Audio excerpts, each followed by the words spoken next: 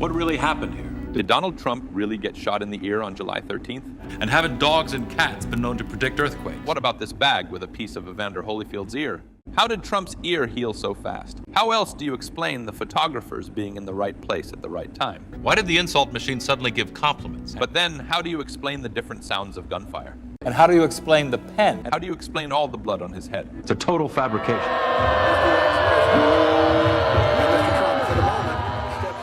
What's up, guys? Your boy Benny. Running for president is a bit of a gamble. You never know what kind of hand you're going to get dealt. There's a lot of things that could change the election. 2016, famously, James Comey reopened an investigation into Hillary Clinton's use of a private email server like a week before the election. That wasn't good. In 2020, you have Hunter Biden's laptop drop, and they did everything they possibly could to try and shut that down. Physically, literally, metaphorically. Did it work? Well, ladies and gentlemen, in this election cycle, we've seen some strange hands played, like Joe Biden saying, "Come on, Jack, hibbity-dibbity-doo, I'll debate you. And I'll do it really, really early." Very strange to have a debate in June. This is odd. But nonetheless, Donald Trump said, yes, you got to play the hand that you're dealt. And what happened next? Well, did that bet pay off for Joe Biden? Let's go ahead and look here. Here's Trump versus Biden. This is a real clear politics average. So they take like all the polls. They take dozens of polls and they put them all together. And they show you that Donald Trump and Joe Biden have had ups and they've had downs. And you get over right into here. Here's March, May, April. And you see sort of a real tightening of the race. There you go. Here's the debate. This is the debate right here. And there goes Joe Biden, right? Collapsing. And then something else really quite remarkable happens, ladies and gentlemen. You have this situation right here where Joe Biden's kind of like crawling back, and they're doing their best to rehabilitate Joe Biden. And then President Trump takes a bullet to the head. He gets up and he responds in historic fashion.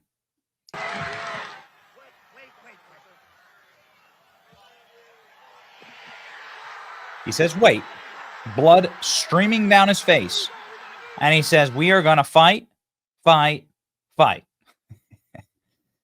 Well. What effect does that have on the world?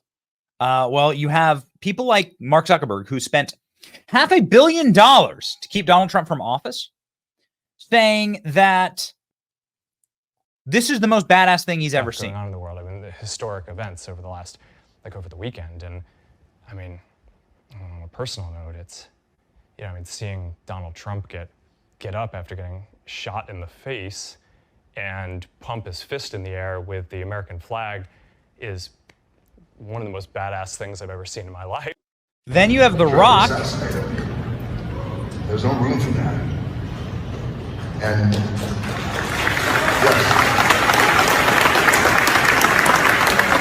saying that Trump is all of us. Who we were in that moment, I still believe in my core that is not who we are as a country. So now, two people who hate Donald Trump are out there publicly defending him. The Rock endorsed Joe Biden in 2020, for instance. Never forgive him for that. But we do believe in redemption on this channel, and we do believe in people apologizing for the past mistakes. The Rock has actually apologized for endorsing Joe Biden. And now we have, ladies and gentlemen, at the beginning of today, something we weren't expecting, because today is debate day. You remember this? Remember the polling, ladies and gentlemen, here from Real Clear Politics. This was the day. This is what happened to Joe Biden after the debate, the last debate. It was particularly atrocious performance, but look at what happened. I mean, that's the widest margin ever. Trump and Biden.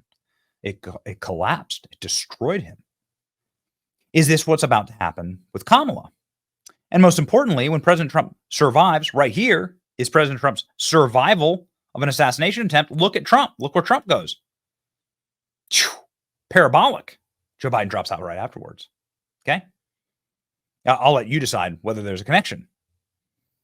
Melania Trump, this morning, debate day, releases a banger on social media saying they're hiding the true reason why my husband had to take a bullet. Attempt to end my husband's life was a horrible, distressing experience.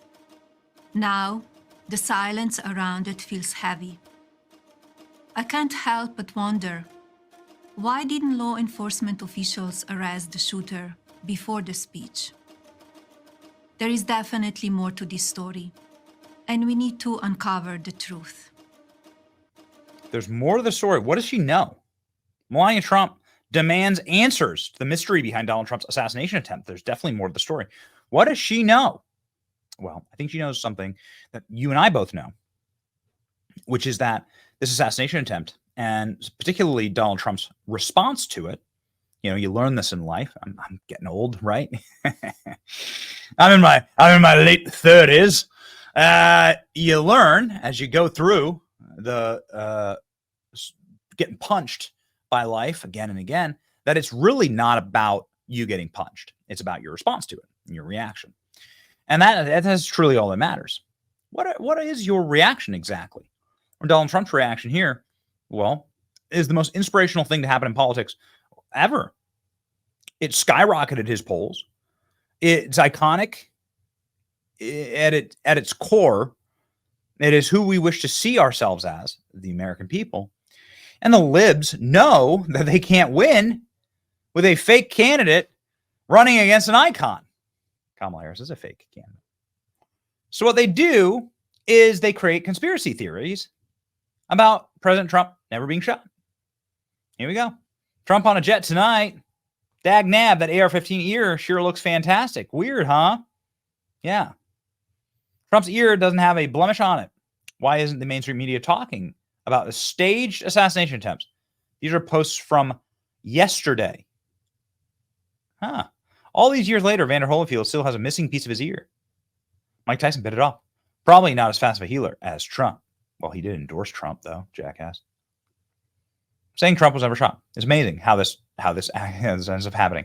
Remember that test the MAGA bros did on YouTube to prove that Trump's assassination attempt wasn't staged and ended up showing that Donald Trump was not hit by a bullet?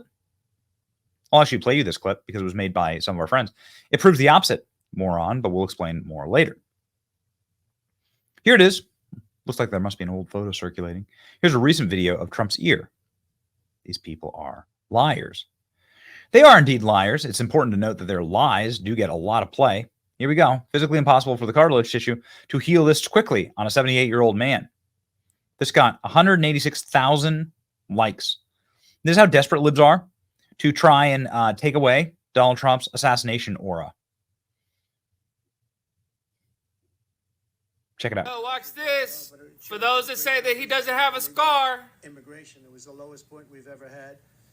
And it was one that I use less than 20% of the time. You see the dent? At the end of the speech. You see the redness?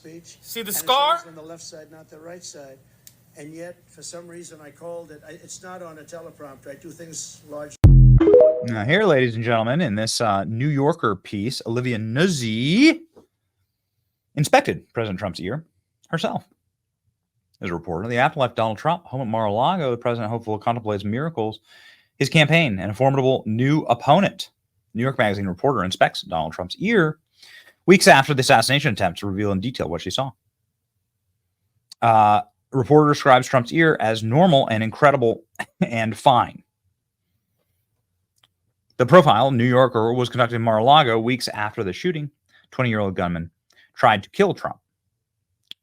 Here, ladies and gentlemen, you can see. It just grazed the top of his ear. New York Magazine reporter Olivia Nuzzi made an ear inspection when she profiled Trump in Florida a few weeks after the shooting, but couldn't help remarking upon the condition of Trump's ear. Trump tapped the spot where he was shot, which led Nuzzi to write, an ear had never appeared to have gone through less. Particular spot that he identified with the tap was pristine, carefully scanned the rest of the terrain, looked normal, incredible, and fine. Does this look normal, incredible, and fine? Yes or no? An ear has never gone through less. Really? Has your ear ever looked like this? Really? Are you saying that this photo is fake? Are you saying that the FBI is lying to us? Interesting. What a conspiracy theorist Olivia Nuzzi is. She said in her New York piece that she could spot a small sliver of Trump's ear that appears to have been through the shooting, describing the mark almost in doubting terms. An ear has never appeared to have gone through less, except there on the teeniest patch on this teeny sculpture of skin, a minor distortion that resembled not a crucifixion wound, but a distant aftermath of a sunburn. Trump himself was somewhat philosophical mood about the wounds. It's a railroad track. They didn't need a stitch. You know, it's funny. Usually something like that would be considered a surreal experience where you sort of don't realize it. There was no surrealism in this case, he told Nosy. I felt immediately that I got hit by a bullet. I also knew it was my ear. It's amazing. And the ear, as you know, is a big bleeder. Her words appeared to leave room for liberals' deranged conspiracy theories regarding the shooting shortly after it took place. You know, I got to tell you, I really hope that President Trump stops talking to these people. Why give these people any oxygen to do this to you?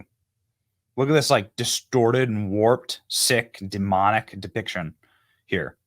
Don't give them an inch. Don't let them in. Don't let them in. And that doesn't mean you need to call me tomorrow, Lago. We'll go tomorrow, but we'll go this afternoon. But like, do more Aiden Ross and Theo Vaughn, and less of this like conspiracist garbage. It certainly would make the country a better place. So, ladies and gentlemen, I spoke with the doctor who treated Trump's ear right afterwards, Trump's personal doctor. His name's Ronnie Jackson.